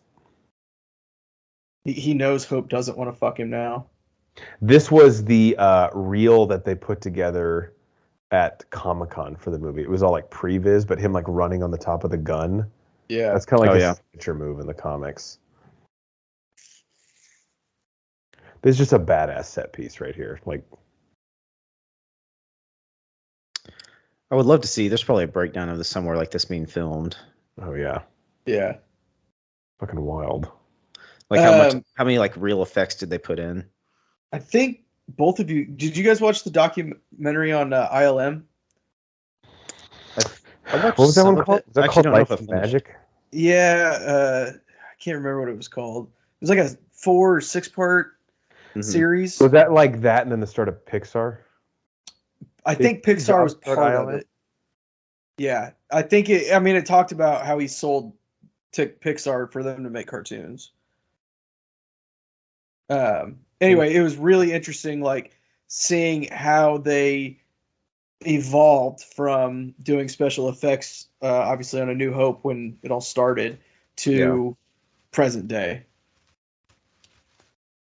Yeah, I mean they've been the ones like at the forefront of everything, changing all that technology. Yeah. Did they do Avatar as well? Because I mean that opened up a whole new frontier. Yeah, I don't think so. Actually. I don't think they did it. I think James Cameron has like his own company. That makes sense. Oh, the keychain tank. Oh yeah, I forgot about that. Fully functional. They did a good job with like making things big, like ridiculous things big. Like everything with the Thomas the Train is great. Mm-hmm. Oh yeah, I forgot about that. Yeah, this movie is one of those movies where like this is often the crux of a lot of superhero movies, but I actually think the third act action set piece, which of course like is cliche, it has to happen, but I actually think that's kind of like the highlight of the movie. Yeah. Which is, I mean, that's not a bad thing. Because like the him and Yellow Jacket fight is like I think some of my favorite stuff in this. You feel the seriousness, but yet it's still comical. Yep. Dude, Anthony just wore that. That is just fucking lucky, though, right? That's willing to get hit by a pitch. Aroldis Chapman's coming up and give you a little bow tie, but you need to get on base. But let's be honest, like that was a lucky shot. There's no way he knew that Ant-Man was on that one, right? Yeah, he's just fucking firing into the fray. What would be really great is this is if you're rooting for Darren Cross, was if he had shotgun pellets. Ooh, big spray. It's too loud with the tank. Can't hear you. I have a question that I should have asked like an hour and 10 minutes ago in this commentary. And I'll ask quick because this is like the coolest part of the movie probably. But Baskin Robbins' involvement in this film, do they pay Marvel or vice versa, you think? Does Baskin Robbins have the money to pay Marvel? Well, I don't think Marvel would hold them over the coals. I think Marvel approached them. I think it only works that way. And Marvel pays them for the gag? I think so. Yeah. Because it's basically like great advertising and product placement too. Yeah. Yeah, but like, I mean, Baskin Robbins isn't what it used to be. Which is why they would need the movie more than the movie would need them, I think. Exactly. So that's why I wonder if Marvel, like, why would Marvel pay them? Oh, I see what you're saying. God, this suit fucks. I think, God, yeah. See, and like, again, that compared to the Ant-Man suit? Oh, yeah. This, again, Marvel, the issue of, like, the superhero always fights a villain with his same abilities and look. Like, dating all the way back to Iron Man and going all the way forward to, like, the first Black Panther. Mm-hmm. Yeah. Cap and Winter Soldier, and Red Yeah, Skull even. It's the same. It's the same person, but the only difference is good and evil, right? Yeah. Well, like you said, Brian, this is where we get really creative with them being small and Yeah. objects. Like I think he actually hit a song here on the iPad or the Yep. iPhone. Yeah, I was wondering what happened when he hit the phone. Oh, Siri talks. I just saw the caption. The lightsaber. I wonder if there was a long meeting about what kind of candy should they have rolling around. Oh, it had to be, right? I mean, that's product placement as well, though, right? Yeah. You could go like Skittles. You could Yeah. go. Oh wow. See, I would think in a briefcase like that, you're looking at like some mints, like maybe Some Mentos, Tic Tacs. Mentos. Yeah, this is definite Iron Spider vibe. Yeah, Yeah. big time. Don't ruin their barbecue, dude. Yeah, It's they're just trying to eat rude. dinner. So does insurance cover this? Like this is home homeowners. insurance, Do right? you have the Ant-Man and Yellow Jacket policy? Because I If told you you to did- add it. If you didn't add that on, I'd be very disappointed in you. That's on you. And don't say Miss Banner signed up for it. You didn't have a say in it. Of course, we all know I don't have a say in it. You guys are idiots. Come on. Tasing the wrong guy. How does he? I see again with the whole mass density thing here. Like he would have gone through that thing, like just knocked it over. I think it's like the Iron Spider has the defense mechanism in the legs, where it like recognizes it can protect you in it. I can buy that. That's why like the wings were out holding him. How are you gonna tell me my delusions are out of hand when you just saw a fucking tank keychain drive through the 5th floor of PIM Enterprises? And a building literally disappear, get sucked into the quantum realm. But now I'm the crazy one talking about PIM technology. The exact place where these insane things happened.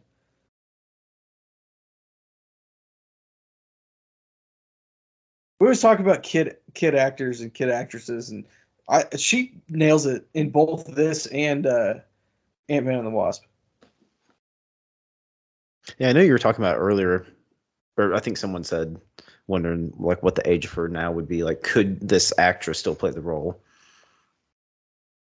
7 years ago. How old do you think she's here? 6? Yeah, I was thinking 5? 5, 6. So she'd be about 12 now? Probably not. Well, and you have to, because we have the 5-year jump as well. Yeah, exactly. That's true. Yeah. But we do know that kids in Hollywood age faster. That's just been proven. It's true. The camera adds 10 pounds. Mm-hmm. This is probably the highlight of the movie. This is one of the most creative third act fight scenes that we have. And then when the music's all epic, the score is kicking in, and then when it cuts back to like the normal sized person's view of the events, and it's like so mundane and pedestrian.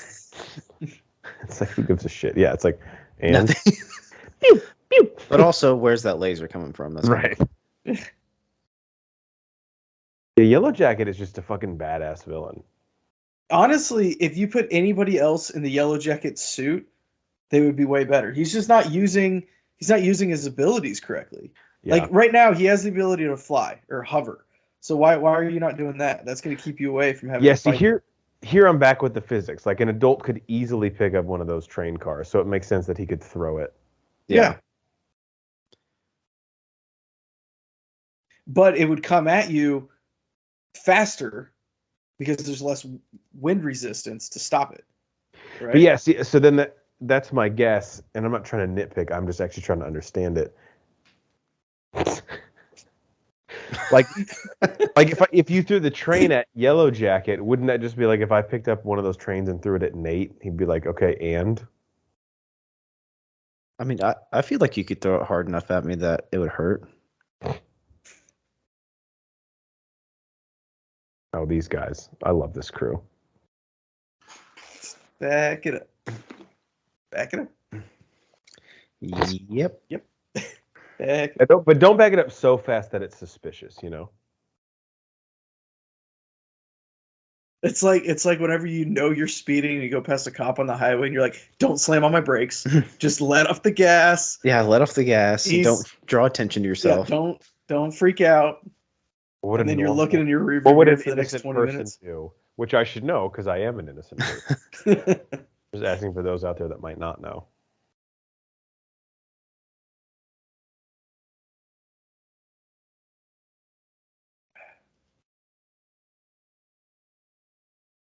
Oh, yeah.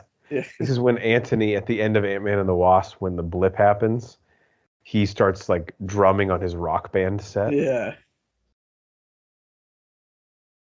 Okay, now would insurance cover that? Whose insurance? Exactly. Like, would that be the homeowner's insurance would take care of that? There's no way you have that covered in your homeowners. No. Like, what is it? Is it Progressive? They know a thing or two because they've seen a thing or two. Have they seen that? Yeah. I think that's Farmers. One off. Bum, bum, bum, bum, bum, bum. There it is. Giant ant run through your door. I don't think that's covered. You'd have to play it off as like a raccoon or something. Yeah. Yeah, I mean, do you have rabid animal coverage?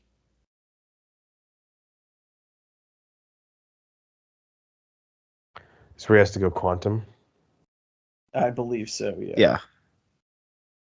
Yeah, I think this is where we get it.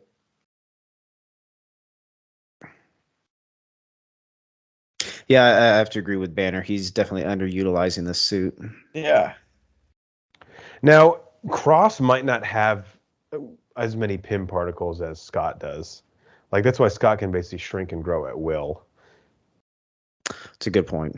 Yeah. He's like a relief pitcher. Like, I can't just throw 110 pitches. You know, I'm only out here for a little bit.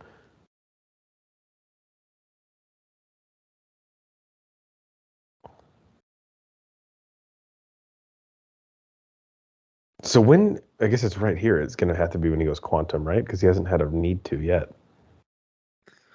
Scott, you talking about Scott? Yeah. Yeah. I mean, I think he is right now. Well, no, he's not there. No, because he has to he shrink and then shrink down again. Oh, here you go. Well, this is what forces him in there. Okay, that's right. So did he just have like a malfunction? He didn't even need to do it. I think it's just because Cross's character he started shrinking. I have no idea. Maybe because he like fucked up his suit, right? Scott fucked up Cross's suit, and Cross's suit malfunctioned and just like unloaded all of his shrinking abilities at one time. Got it. So that's how Cross gets into the quantum realm. Yeah. Yeah, that's what I'm going with. This event right here. Yeah, and this is like whatever he's on, I'll take 2. Yeah. And great foreshadowing here. I mean, this is 4 years before Endgame, and it's teasing like the main plot concept for it. Do you think that at this point they already knew, pun intended, the end game? Yes, I do. Yeah, I think they would have to. Because I mean, I guess this is the back 9 of the Infinity Saga. Yeah, I mean, maybe at the turn here? What ends Phase 2? Is it Infinity War? Phase 2?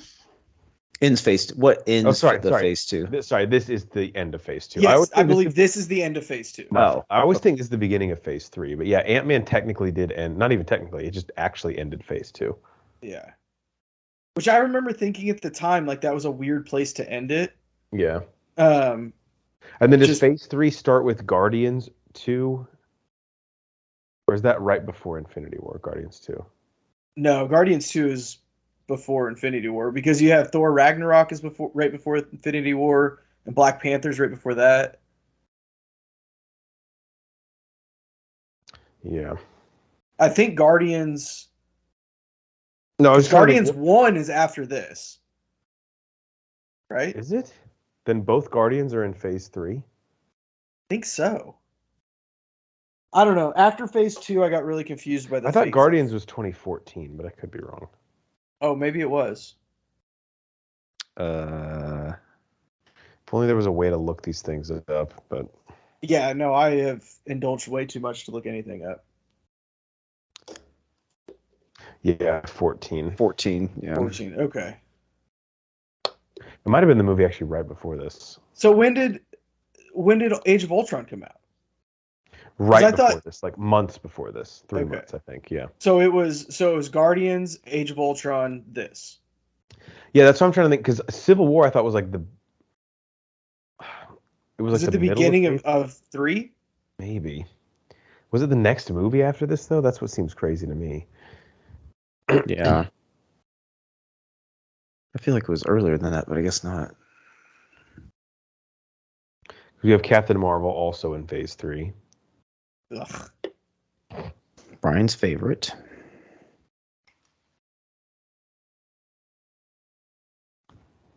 I'm not a fan. I don't know. Finally, someone with a little taste dressed Hank. Oh, and he's in his pajamas, of course, so. That cardigan he has on, though. Yeah, that's doing all the heavy lifting on this outfit. Wish I was a cardigan guy. I don't think I could pull it off. I thought you were going to say, I wish I was a cardigan. I was like, what? Let's all pick it You know, in. they're soft. They look comfy. Yeah. They're functional. Yeah, so I don't know if you just saw in that family photo, Janet Van Dyne not cast yet, so the picture has like a hat covering her face. Yeah. Nice. There was Catherine Zeta-Jones' name was getting thrown around for a while. Yeah, because people were wanting the old actual couple in real life cast on screen. I think it would have been cool. I would have been down. Yeah. And then you don't have to throw in that thing about the aging, because you're like, oh yeah, she is younger.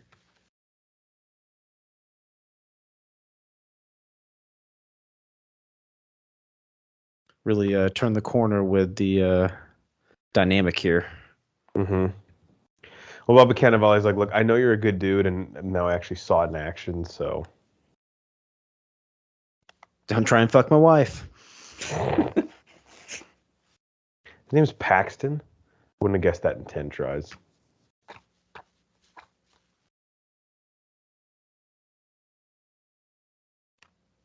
What is she eating, like a...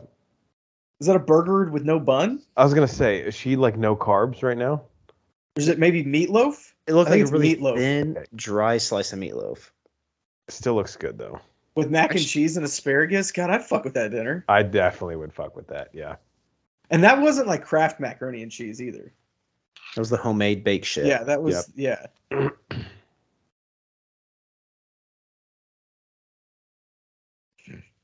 Like, that ant is not doing a good job of getting the food in its mouth.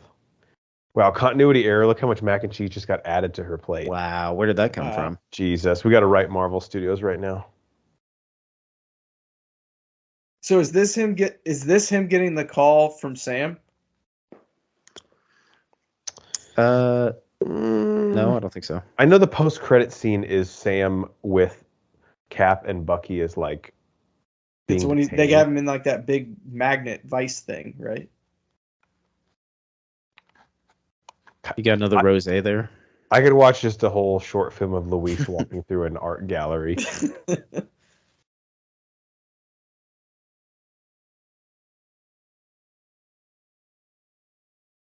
I'm trying to remember. Oh, there's Stan Lee's cameo. Nice. Nice. Big rip. Barely got it in there. Hey, guy. What is your favorite Stan Lee cameo? Ooh. Man, that's a tough one. Is that a tough one? I have to think about it. Yeah. I think I like him as the Watcher. That was a clever one for Yeah. sure. I think I like that one just because it's. I don't The know. Infinity War one's funny, where he's like, "What? You never seen a spaceship before?" I think it's all like mad at the bus. That's the one where he's the bus driver. Yeah, he's Yeah. like Spider-Man and Ned's bus driver. He's like, Yeah, make a that's the one distraction. I was- There's a that's the one I was spaceship trying to over think of, there. yeah. He's like, Ned, create a distraction, and Ned doesn't even hear him and just goes, "We're all gonna die." There you go. Edgar Wright still gets a screenplay credit along with Adam McKay. And there we go. We Was somehow got Paul to the end. Rudd a writer also? I don't know. Is that what I just saw? There was 4 different writers: Edgar Wright and Joe Cornish, because they had the first draft, and then Adam McKay and someone else. I think it was Paul Rudd. Interesting. Guys, that was Ant-Man. Any final thoughts? Nate, you can go first. No, this was a good rewatch. I think like Horn said earlier, haven't watched this one in a while, so it was good to get back and revisit and kind of see the groundwork the MCU placed with the quantum realm and all that. Yeah, I don't know how many of these movies we will get going forward, just because the MCU has built up in scale to a point where it has to culminate, I think, with Secret Wars and then just reset entirely before we can get these movies more. But it is nice to just do like an origin story where it kind of just takes its time. And I think with Ant-Man, they knew the concept just inherently was ridiculous. So by casting someone like Paul Rudd to be like really self-deprecating about it was the perfect approach. Like, you can't do an Ant-Man movie and make it serious, but the fact that Paul Rudd can joke and say, "Yeah, I know I'm fucking stupid," just worked really well. And like, it's kind of essential viewing for the MCU, because if you think about like the introduction of the quantum realm and all this, it's pretty big, but it really is kind of a self-contained story, which I think is great and more rare as the MCU continues to build. Yeah, I think, I mean, the bar has been set because these movies were so good. Every time you have to continue to top them, right? And so you're not going to get these self-contained because they're trying to put too much into it to top itself. Here's the Wasp. There it is. So he built another suit, because obviously Janet has one. Yeah, I think he just said this was a prototype that your mom was going to use, but then she got sucked into the quantum realm. Mm. And he's obviously been scared to let her use it because of what happened. But they're cool now. Like, they've made up. Yeah, I think he's just realized, like, I can't, protect you forever. Beautiful. We got to the There it after is. credit scene too, or the mid credits. Nice. Yeah, after mid, it's all ridiculous. That's one thing that is just absolutely absurd now, is end credit scenes. I mean, I'm going to stay and I'm going to watch them, but like, they used to mean something. Yeah, so I have an app, this is the last thing I'll say, called the Run P app, which tells you, it's like a little timer that you start when you're in the theaters and a movie starts, and it tells you when to go pee and then what you're missing while you're peeing. It's incredible. And one of the best parts about it is it tells you when a movie ends, if there is a mid or after credit scene, and then like if you need to stay for it, basically. Mm. Doing God's work out there. Yeah. Which really, if you think about it, it saves you more time, because like some of these credits are like 7 minutes. So how long after it's released do you have to wait for this information to come out? Or like, do they get like a special like pre-screening? They don't get a pre-screening, so if you go like Friday night, you're good. But I saw the movie Megan Friday at like 11 a.m. and it wasn't up yet. But when Nate and I saw Violent Night, I think it was that Friday at like 7, and they had it updated. Yeah. Wow. Okay. Nice. So they go like during the afternoon on Friday, and then I guess they usually try to get you like 2 or 3 P times. There we go. Yeah, It's just really people helped out. helping people right there. Yeah, it's beautiful. Guys, we're the Bro Force Squad podcast. You guys can check us out on Twitter at Bro Force Squad. Hit that subscribe or like button wherever you're listening to us. YouTube, Spotify, Apple Podcasts. And always go to our website, www.broforcesquad.com, to check everything out we're doing there. I'd tell you something about the squad blogs, but I'm not going to lie to you guys. We always have really good ideas, We just never actually write the squad blog. So there's some though. You have a draft in our email that maybe we should look into. Really? Put it up there. Yeah, it's called something about unplugging, I think. Huh. Oh, was that one? Yeah, I wrote that around the campfire actually with Thurman last time we went camping. Yeah, it's called The Art of Unplugging. Oh, look at that. Yeah. I was sober when I wrote that, let me tell you. Because I've written several called shower beers where I just talk about it's like a protein shake where I just talk about shit that I watched. Yeah. Well, there you go. Look out for more of those, guys. Unplugging, coming to a squad blog near you.